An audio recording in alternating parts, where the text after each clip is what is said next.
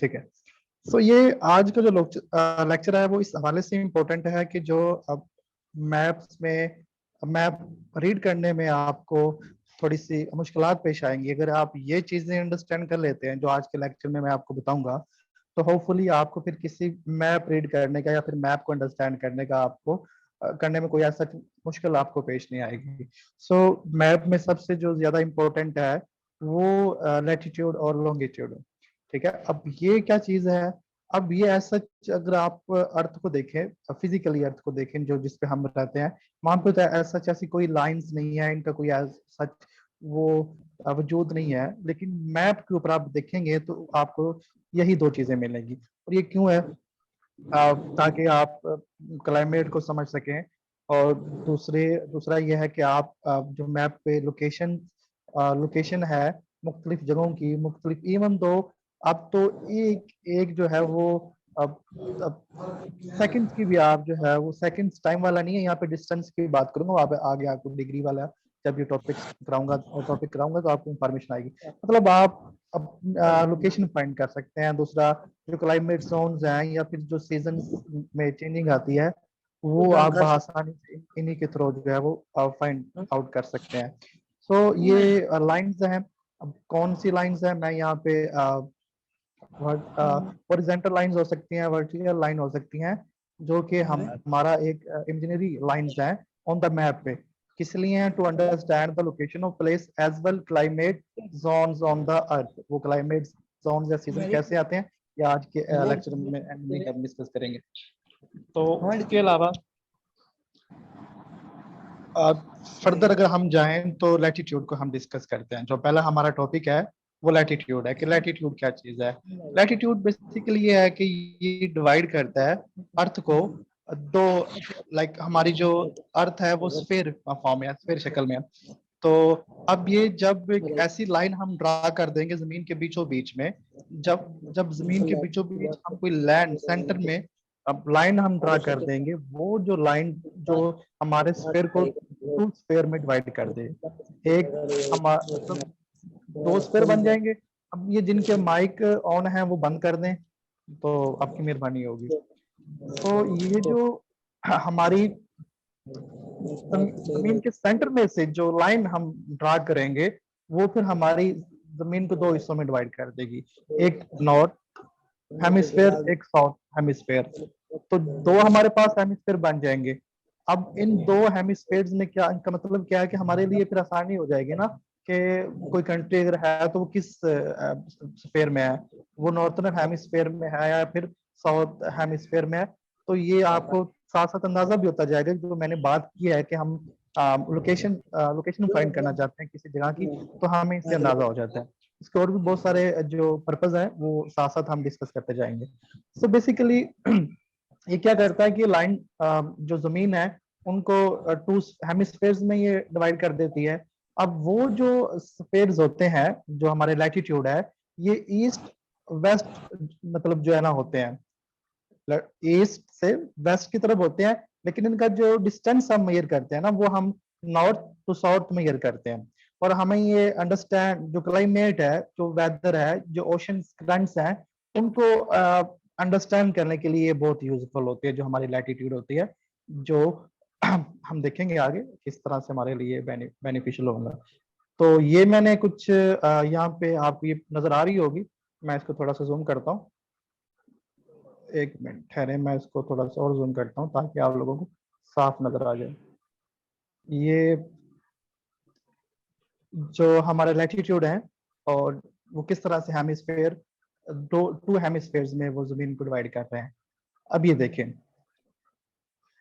ये जो आपको नजर आ रहा है, ये बिल्कुल ये जमीन है। जमीन के सेंटर में से एक जो है वो लाइन ड्रा की गई है। ठीक है, अब ये जो लाइन ड्रा की गई है, अब लाइन ड्रा की गई है, इसका पर्पज ये है कि ऊपर वाला नॉर्थ और नीचे वाला साउथ, ये साउथर्न हेमिस्फेयर और ये नॉर्थर्न हेमिस्फेयर। अब ये जो बिल्कुल एक 0 डिग्री पे हमारे पास एक लाइन है, इसको हम कह देंगे इक्वेटर। आगे हम जब क्लाइमेट का टॉपिक शुरू करेंगे तो वहां पे आपको ये टॉपिक्स भी आपको बताऊंगा, लेकिन जस्ट आप यहाँ पे कंसेप्ट लें कि हमारी ये जो लाइन है, ये बिल्कुल जो है वो सेंटर में है, दो हिस्सों में डिवाइड कर दिया है, ताकि हमें फिर जब क्लाइमेट को अंडरस्टैंड करना हो या लोकेशंस को अंडरस्टैंड करना हो, हमारे लिए इजी रह जाए कि अगर किसी हेमिस्फेयर में अगर सर्दी है तो किसी में गर्मी है, तो क्यों हो रही है, किस वजह से हो रही है। तो ये नेक्स्ट अगर हम चलें तो ये आपको जो लाइन नजर आ रही हैं, इन पे ये एरोज बने हुए हैं, ये शो करती हैं कि ये जो लाइन ऑफ लॉन्गिट्यूड्स और लैटिट्यूड्स की जो लाइन है।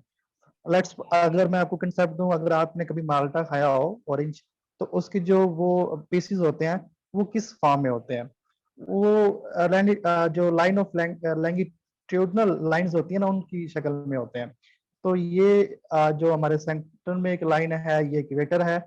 अभी हम लैटिट्यूड को डिस्कस कर रहे हैं, तो लॉन्गिट्यूड की तरफ नहीं जाएंगे हम। सो इसके अलावा ओके, तो अब हम थोड़ा सा क्लाइमेट जोन को डिस्कस करते हैं। ये तो हमने कल भी डिस्कस किया था। अब क्लाइमेट में क्या है कि जो लाइन हमारे 0 डिग्री पे बीचों बीच में डिवाइड कर रही है, हम उसको कहेंगे ये हमारा इक्वेटर है। और यही इक्वेटर जो है वो 2 स्फीयर्स में डिवाइड करता है, और ये इसका जो एंगल होता है डिग्री, वो 0 डिग्री पे है, ऐसा इसका कोई एंगल नहीं है। उसके बाद जब हम ट्रॉपिक ऑफ कैप्रिकॉर्न में जाते हैं, तो वो 23.5 डिग्री इन साउथ, और ट्रॉपिक ऑफ कैंसर जो है वो 23 डिग्री इन नॉर्थ। और इसके जो आर्टिक है रीजन है, वो हमारा आर्टिक ये 66.5 डिग्री नॉर्थ, और एंटार्क्टिक जो है वो 66 पॉइंट इन साउथ। उसके अलावा फिर हमारे पास 2 पोल बन जाते हैं। वो पोल भी आपको मैं यहाँ पे दिखाता हूँ कि ये जो हमारा, अब आए दोबारा इस डायग्राम पे, तो आपको नजर आ रहा होगा ये जो नॉर्थ पोल है, और ये नीचे इसके एज सच साउथ पोल है, और इसका जो एंगल है वो बिल्कुल 90 के एंगल पे है। और ये जो हमारा ट्रॉपिक ऑफ कैंसर देख रहे हैं, ये 66 डिग्री सेंटीग्रेड पे है और 66.5 पे है। और ये ट्रॉपिक ऑफ कैप्रिकॉर्न भी इसी तरह से है। तो ये जो हमारा सॉरी, ट्रॉपिक ऑफ कैप्रिकॉर्न ये 23.5 डिग्री पे है, और ये अंटार्कटिक जो है ये हमारा 66.5 पे है। ठीक है, अब हम चलते हैं नेक्स्ट अपने फर्दर। ये तो कल का थोड़ा सा मैंने रिपीट भी किया आपके साथ, ये चीजें वो हैं जो कल वाली भी थी।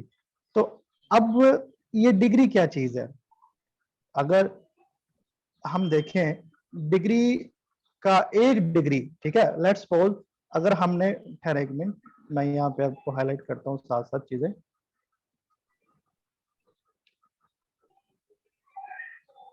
ये देखें, अगर तो हमने ये 0 डिग्री है, ठीक है, एक 0 डिग्री से अगर हमने जाना हो 1 डिग्री पे, ठीक है, उसका जो डिस्टेंस होगा वो कितना होगा, 111 किलोमीटर। अगर लेट्स सपोज कि पाकिस्तान जो है वो किस डिग्री पे है, ये हम देखेंगे। वो एक किस डिग्री पे है, और लैटिट्यूड, उसका जो लैटिट्यूड है वो क्या चीज है। अब इंडिया किस लैटिट्यूड पे होगा। अब इनके दरमियान हम 1 डिग्री को काउंट करना शुरू कर दें, तो 111 मीटर, जब 111 किलोमीटर हम करेंगे तो हम समझेंगे एक डिग्री हो गई है। फिर 111 करेंगे तो दो degree, 3 degree, 4 degree, 5 degree, 6 degree. तो आप मुझे बताएं कि इस 0 डिग्री से इस 15 डिग्री के दरमियान कितना किलोमीटर का डिस्टेंस होगा, एनीवन? 555 1555। और फिर लेट्स सपोज 45 डिग्री से ये 60 डिग्री के दरमियान कितना किलोमीटर का डिस्टेंस होगा?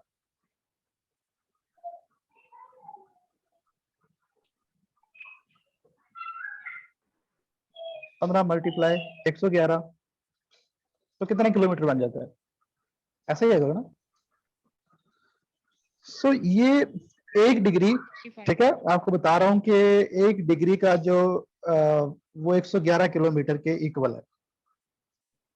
ठीक है, तो इस तरह से ये, फिर अगर हम इक्वेटर से जाएं अपने बिल्कुल ये नॉर्थ की जानब, यानी कि 0 डिग्री से अगर हम 90 डिग्री की जानब जाएं, तो हमें फिर कितनी लाइंस ड्रा करनी पड़ेंगी, बताएं। 0, अब देखें ना, 0 डिग्री है, तो 0 डिग्री से 90 तक जाएंगे तो हमें फिर 90 लाइंस यहाँ पे ड्रा करनी पड़ेगी ना। 90 ऊपर की जानब ड्रा करनी पड़ेंगी, क्योंकि हमने जाना 90 डिग्री पे है। तो एक लाइन हम यहाँ पे ड्रा करेंगे, वो 0 से 1 degree, 2 degree, 3 degree, 4 degree, 5 degree, so on हम अपने 90 डिग्री तक जाएंगे। तो हम फिर ये कह सकते हैं इक्वेटर से अगर हमने नॉर्थ पोल की जानब जाना हो तो हम ऐसी 90 लाइन जो है ना वो ड्रा करेंगे मैप पे। Are you picking up my point?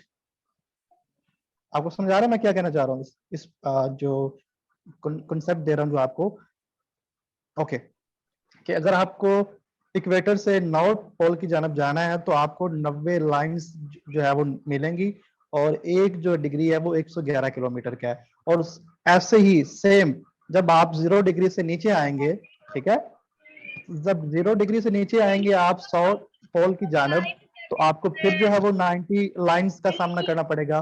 तो 190 और 190 कितना हो गया? 180 180। लेकिन ये 181 जो है ना लाइंस है हमारी लैटिट्यूड की, वो क्यों?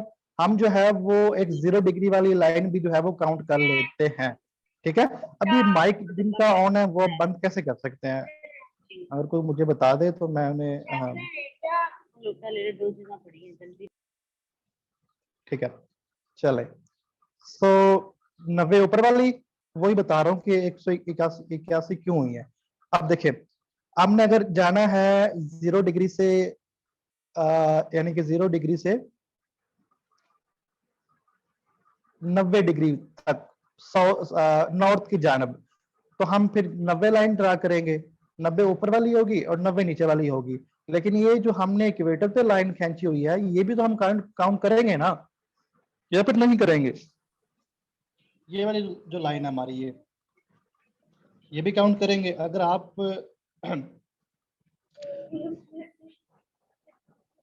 इस तरह से 90 हमारी ये काउंट हो जाएंगी और 90 हमारी ये काउंट हो जाएंगी, हम एक इसमें ऐड कर देंगे।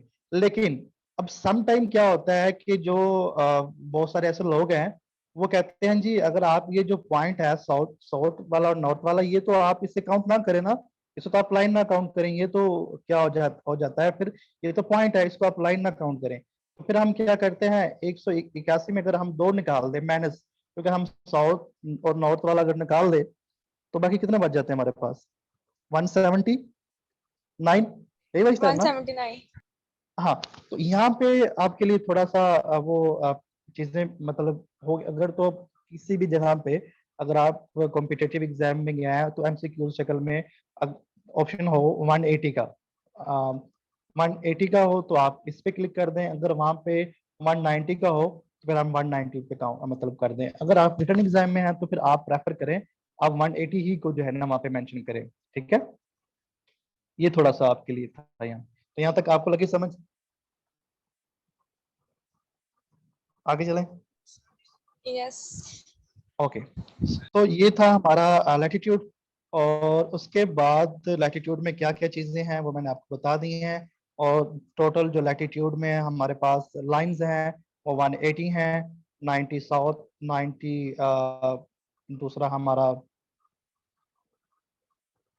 नॉर्थ में है, और एक जो है वो इक्वेटर वाली है। सो अब हम टोटल जो लेंथ है हमारी इक्वेटर की, यानी कि जो हमने सेंटर में लाइन ड्रा की है उसकी अगर हम लाइन जो है ड्रा करें, सो उसकी जो लेंथ हमारे पास बन जाएगी वो ये आपके सामने है, आप काउंट कर सकते हैं। ये हमारी टोटल जो है वो किलोमीटर में भी लेंथ है, और इसके अलावा ये हमारी माइल्स में भी जो लेंथ है उसकी इक्वेटर की। और यही जो जमीन का कह लें कि एक एरिया है, टोटल एरिया यही बन जाता है, ठीक। और इक्वेटर पे सबसे ज्यादा लोएस्ट ग्रेविटी होती है। इक्वेटर पे सबसे ज्यादा लोएस्ट ग्रेविटी इसलिए होती है कि जो इक्वेटोरियल जो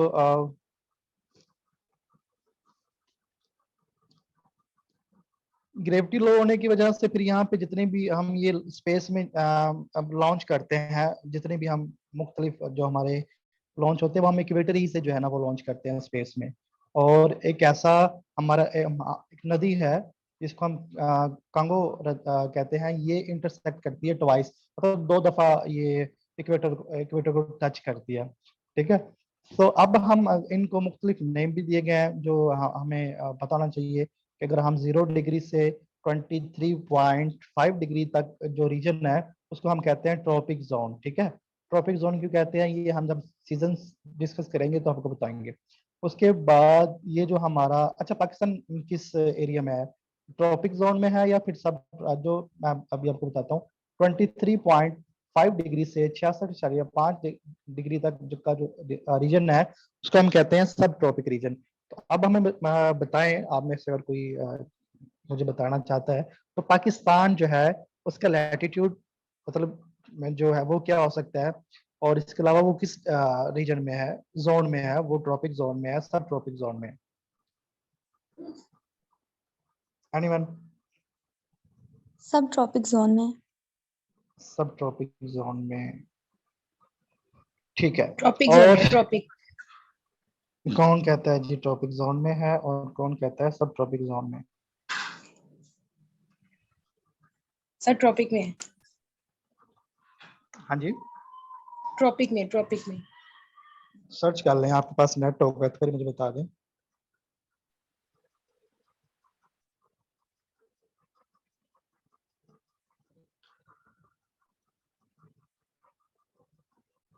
बताएं।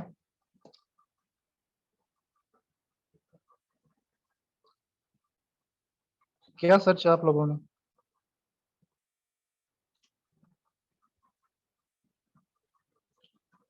सो चलें आगे चलें फिर। उसके बाद फिर हमारा जो 66.5 डिग्री टू 90 डिग्री तक रीजन है उसको हम कहते हैं पोलर जोन। मतलब इसमें बहुत ज्यादा वो कह लें कि बर्फ होती है, मौसम बड़ा ठंडा होता है। और ठीक है, उसके बाद अगर हम जाएंगे व्हाट काजेज द सीजन, ये अभी हम सब ट्रॉपिक में है। अच्छा, सो उसके बाद अगर हम जाएं अपने सीजन की जानब कि ये सीजन क्यों है, किस लिए होता है, सो फिर उसके बाद हम अपना जो लॉन्गिट्यूडनल है उस पर जाएंगे। अभी हम लैटिट्यूड में जो जो चीजें आती हैं वो मैं चाहता हूँ कि सारी आपको करा दूं। तो अब मुझे बताया, किसी को आइडिया है कि ये सीजन्स क्यों आते हैं, अब क्यों सर्दी होती है, क्यों गर्मी होती है? क्या आप भी यही समझते हैं कि जब सूरज जमीन के करीब हो जाती है तो उस वक्त जो है वो गर्मी होती है, जब सूरज से जमीन दूर होती है तो सब सर्दी होती है? क्या आप ये समझते हैं? ईमानदारी से बताएं कि आप कोई अपना आइडिया जो आपको आता हो। अ, ठीक है, वो भी पॉइंट है। किसी को जो बताना चाहे कि सर्दी गर्मी, अब ये स्प्रिंग और ये सारी चीजें क्यों ऐसे हो रही है? सर ये अर्थ की टिल्टिंग की वजह से टिल्ट हाँ हो जी, जाती है। अर्थ की टिल्टिंग की वजह से। अर्थ की टिल्ट की वजह से, ठीक है। और किसी ने कुछ आइडिया देना हो तो? अर्थ की रोटेशन की वजह से। और किसी ने कुछ बताना हो? अर्थ की रोटेशन की वजह से सर। अब अच्छे पॉइंट जवाब दे रहे हैं, लेकिन और कोई इसका इससे अच्छा बताना चाहते हैं? अर्थ की टिल्ट की वजह से और रोटेशन की वजह से, आई थिंक लैटिट्यूड की वजह से। अच्छा, चले हम अब चलते हैं अपने कंसेप्ट की जानब, ताकि आपको आइडिया हो जाए कि जो हमारा एक डिस्टेंस है, नॉर्मल एवरेज डिस्टेंस कह लें, अर्थ टू सन, वो है 150 मिलियन किलोमीटर। ठीक है, लेकिन होता क्या है, अगर तो जब ये जनवरी आती है उसमें हमारा जो डिस्टेंस है वो 1.47 मिलियन डिस्टेंस रह जाता है, यानी कि सूरज और इसके अलावा हमारा जो जमीन का डिस्टेंस है वो बड़ा कम कम हो जाता है। फिर होना तो ये चाहिए था ना कि जब इतनी जमीन और सूरज के दरमियान डिस्टेंस कम रह गया है तो फिर तो यहाँ पे सर्दी होनी चाहिए और गर्मी होनी चाहिए ना। डिस्टेंस कम रह गया है लेकिन उस वक्त तो सर्दी होती है, लेकिन ऐसा नहीं है, सर्दी होती है। तो उसको जब भी जो शॉर्टेस्ट डिस्टेंस होता है between earth to sun is called perihelion. Perihelion कहते हैं उस डिस्टेंस को जो सूरज और जमीन के दरमियान सबसे कम। ठीक है। और एज वेल जब हम जुलाई में जाएं तो उस वक्त डिस्टेंस जो है वो लॉन्गेस्ट हो जाता है, मतलब ज्यादा डिस्टेंस हो जाता है, वो 152.1 मिलियन जो हो जाता है, इसको हम कहते हैं एफिलियन। सो ये दो टर्म्स हैं, ये आपने याद रखनी है कि शॉर्टेस्ट डिस्टेंस को पेरीहिलियन कहते हैं और लॉन्गेस्ट जो डिस्टेंस है जमीन और सूरज का वो है एपीहिलियन। तो ये आपको मैं अभी चीजें कंसेप्ट दे रहा हूँ, एक बैकग्राउंड हिस्ट्री दे रहा हूँ सीजन की, आपने याद करनी। ठीक है, मतलब अपने माइंड में रखना है आपने। सो ये तो होता है जी सर्दी और गर्मी में डिस्टेंस सूरज और जमीन का। तो फिर जब हम आगे चलते हैं मैं आपको दिखाता भी हूँ कि किस तरह से डिस्टेंस इनका कम होता है। अगर आप ये देखें तो ये सूरज है, जब सूरज का डिस्टेंस जमीन से कम हो, आपको नजर आ रहा है ये स्क्रीन पे, सबको नजर आ रहा है? अच्छा, तो जब ये सूरज जमीन के बिल्कुल करीब होगा तो डिस्टेंस कम रह जाएगा, वो डिस्टेंस 1.47 मिलियन रह जाएगा किलोमीटर। तो जब शॉर्टेस्ट डिस्टेंस होगा उसे हम कहते हैं पेरीहिलियन। ठीक है। और जब ये देखें डिस्टेंस दूसरी जानब, ये हमारा जब ये जमीन से सूरज का डिस्टेंस बहुत ज्यादा ज्यादा हो जाएगा उसे हम कहते हैं एपीहीलियन। तो अब ये तो डिस्टेंस हो गया, तो हमें इससे ये अंदाजा हो गया कि डिस्टेंस किसी भी तरह से सीजन में अपना कोई भी रोल जो है वो रोल उसका नहीं है, उसका कोई किरदार नहीं है सीजन के चेंज होने में। अगर कोई डिस्टेंस का इसमें थोड़ा सा भी इसका सीजन में पार्टिसिपेट करता तो फिर इतनी सर्दी ना होती जब ये सूरज और जमीन आपस में करीब आते हैं, या फिर इतनी गर्मी ना होती जब सूरज और जमीन आपस में इतने जो है वो दूर है। तो इससे हमें ये तो पता चल गया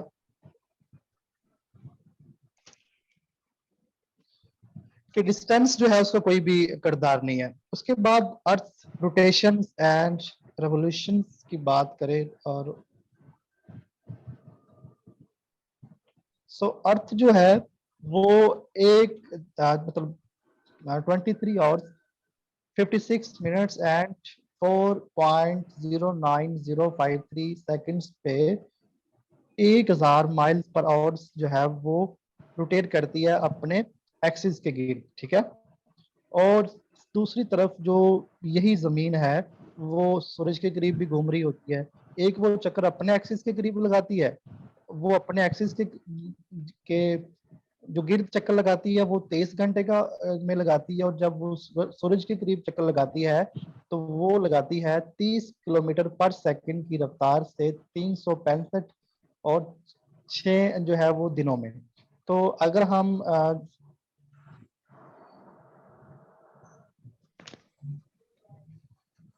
एक मिनट वेट कीजिएगा।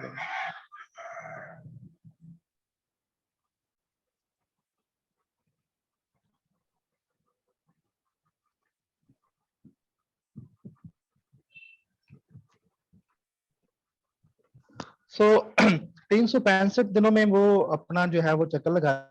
तो एक लीप ईयर होता है, सुना होगा आपने, पता किसी को? यस सर, 29 डेज होते हैं फरवरी 29 डेज होते हैं फरवरी में। और आफ्टर 4 हाँ, तो वो इयर्स कितने आता है, साल बाद आता है? 4 साल 4 बाद। इयर्स। तो वो कैसे आता है, पता किसी को? सर ये जो जी एक्स्ट्रा सर। आवर्स हैं 6 घंटे एक्स्ट्रा हैं तो वो 6 को 4 से मल्टीप्लाई करेंगे तो 24 एक घंटे और बन साल जाएंगे, है ना?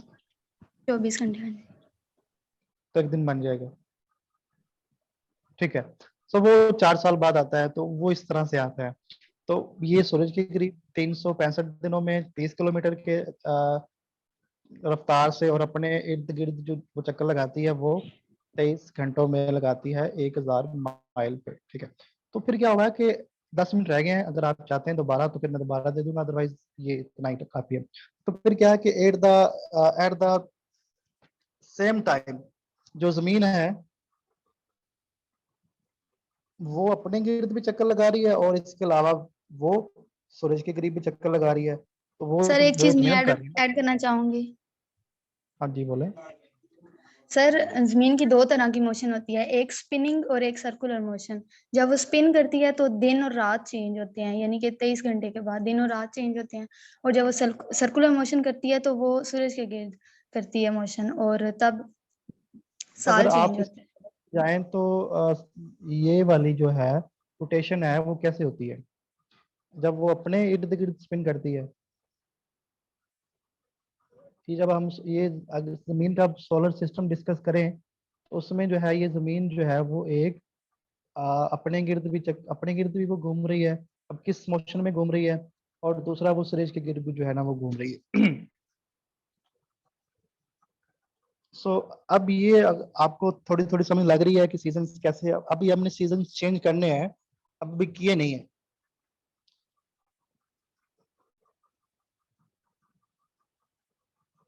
आवाज आ रही सबको?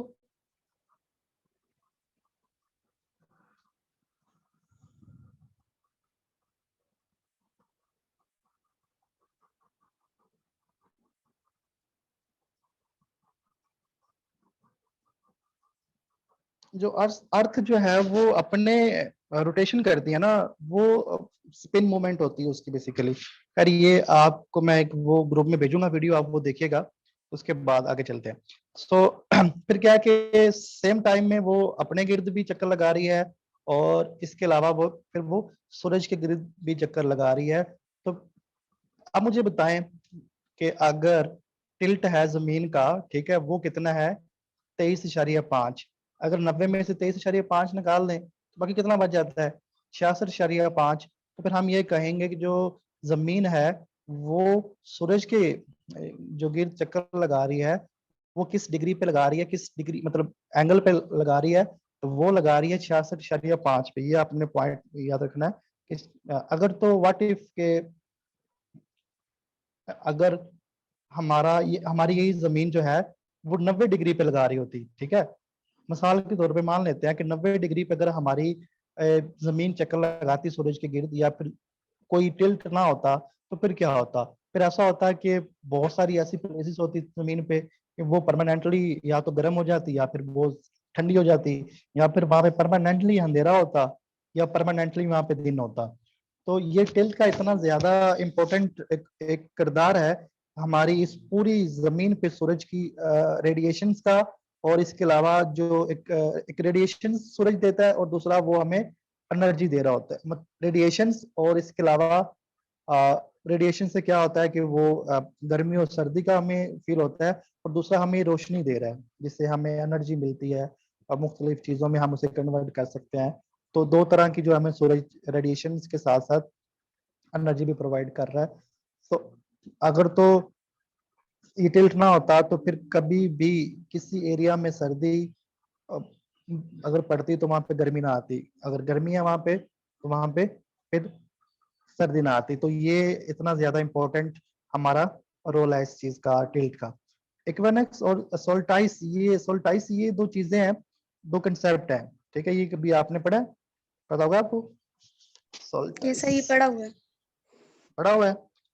तो ये क्या होता है, किसी को पता है? क्या मैं बता दूं। बेसिकली इवेंट्स होते हैं साल में। ये इवेंट्स किस लिए होते हैं कि स्प्रिंग इक्विनॉक्स की बात करें तो स्प्रिंग इक्विनॉक्स में क्या होता है कि जब सूरज की जो रेज हैं वो डायरेक्ट किस पे आ रही हो? इक्वेटर पे आ रही हो। ये देखिए 21 मार्च को ऐसा होता है कि ये हमारा जो इक्वेटर है, सारी की सारी जो रेडिएशन जो रेज हैं सूरज की वो हमारे इक्वेटर पे आ रही हैं।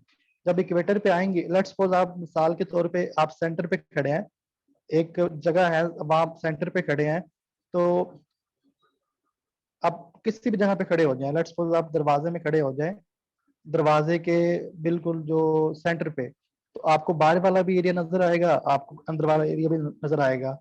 तो इस तरह से इक्वेटर बेचारा वो वाइड एरिया है। जब भी सूरज की जो रेज है वो अगर नॉर्थ वाली हेमिस्फेयर पे जाएंगी फिर भी वहां पे गर्मी बहुत बहुत होगी। अगर वही जो रेज हैं वो नीचे साउथ में आएंगी फिर भी यहाँ पे गर्मी होगी। तो इक्वेटर के ऊपर जितने भी कंट्रीज हैं वो बेचारे वो बहुत ज्यादा गर्म है। इतने गर्म है कि वहां पे जो एटमॉस्फेरिक प्रेशर होता है वो बहुत ज्यादा होता है वहां पे। जो इसके अलावा जो बारिशें बारिशें हैं वो बहुत कम होती हैं, प्रेसिपिटेशन रेट्स बहुत कम होता है, तो इक्वेटर पे बहुत ज्यादा गर्मी होती है। तो लेकिन जो हमारे साउथ और नॉर्थ वाले एरिया हैं वहां पे जो है, अगर तो सूरज की रोशनी इक्वेटर पे है तो नॉर्थ वाली साइड पे वो स्प्रिंग आ जाएगा, ठीक है। अगर पूरी की पूरी जो रोशनी है सूरज की वो नीचे है, ट्रॉपिक ऑफ कैप्रिकॉर्न में है, ठीक है। जब ट्रॉपिक ऑफ कैप्रिकॉर्न पे सारी की सारी रेज आएंगी तो लेट्स सपोज के ऑस्ट्रेलिया जो है वो हमारा ट्रॉपिक ऑफ कैप्रिकॉर्न पे है, और जो हमारा इंडिया है और जो पाकिस्तान है, सॉरी हमारा इंडिया में कह रहा हूँ, जो हमारा ये पाकिस्तान है वो ऊपर वाले रीजन में है। तो फिर क्या होगा, ऑस्ट्रेलिया में तो बहुत ज्यादा गर्मी पड़ रही होगी क्योंकि सारी की सारी सूरज की जो रोशनी है, जो रेज है वो नीचे वाले एरिया में है, वो ऊपर वाले एरिया में ठंड पड़ जाएगी, बट इक्वेटर पे स्टिल जो है वो गर्मी पड़ रही होगी।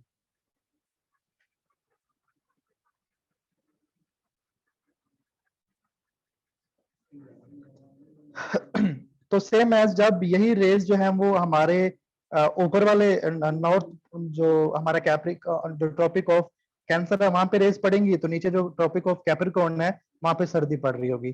तो जो ये हमारा इक्विनोक्स है ये उस वक्त होता है जब डायरेक्ट जो रोशनी है वो ना तो कैप्रिकॉर्न पे पड़ रही हो, ना वो पड़ रही हो जी हमारे कैंसर पे, वो जस्ट इक्वेटर पे आ रही हो। तो उस वक्त क्या होता है कि उस वक्त जो नॉर्थन वाली साइड पे एरिया है, पाकिस्तान, ये इंडिया, इस तरफ जो है वो स्प्रिंग स्प्रिंग आ जाता है।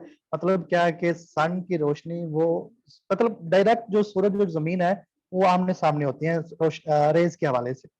तो इसमें हेमिस्फेयर वाली जो नॉर्थन हेमिस्फेयर है वहां पे स्प्रिंग सीजन होता है, और summer just about to start और winter is near to end, ठीक है। फिर सेम एज हमारा जो जब बिल्कुल जो टॉपिक ऑफ हमारे कैंसर पे जब रेज आती हैं सूरज की तो उसे हम कहते हैं सोल्टाइस, समर सोल्टाइस। ये 21 जून को होता है। मतलब क्या हुआ इसका कि जब सारी की सारी जो नीचे मैंने आपको बताया वही देखें, जब ये सूरज की डायरेक्ट जो रेज हैं वो हमारे इस टॉपिक पे पड़ रही हो, तो उसका मतलब क्या है कि गर्मी की इंतहा हो जाएगी। अब नीचे वाले एरिया में जहाँ पे मेरा ये नजर आ रहा होगा आपको, नीचे वाले एरिया में हो सकता है कि इतनी शिद्दत की गर्मी ना पड़ रही हो सकता है वहां पे स्प्रिंग हो सकता है कि वहां पे just about to start the winter, हमें भी हो सकता है just about to end the winter, but हमें उससे कंसर्न नहीं है, हम अपने एरिया को देख रहे हैं। तो हमारा जो है ना ऊपर वाले एरिया में बहुत ज्यादा गर्मी पड़ जाएगी। तो ये था थोड़ा सा इक्वेटर पे भी स्टिल लिखें, इक्वेटर पे फिर भी गर्मी पड़ेगी, क्यों कि कुछ ना कुछ तो असर पड़ रहा होगा ना इन रेज का इक्वेटर पे। अगर तो ऊपर रोशनी जा रही है फिर भी इक्वेटर पे गर्मी पड़ेगी, अगर तो ये सूरज की रेज नीचे आ रही है फिर भी इक्वेटर पे गर्मी ही पड़ेगी। अब ऊपर अगर समर है तो नीचे विंटर आई, ये यहाँ पे मेंशन भी किया होगा, क्यों कि जो रेज सन की रेज हैं वो डायरेक्ट पड़ रही है कैप्रिकॉर्न ऑफ कैंसर पे, तो ट्रॉपिक ऑफ जो कैप्रिकॉर्न है वहां पे विंटर होगा। तो यहाँ तक ओके है। कोई चीज किसी ने पूछनी हो तो वो पूछ सकता है।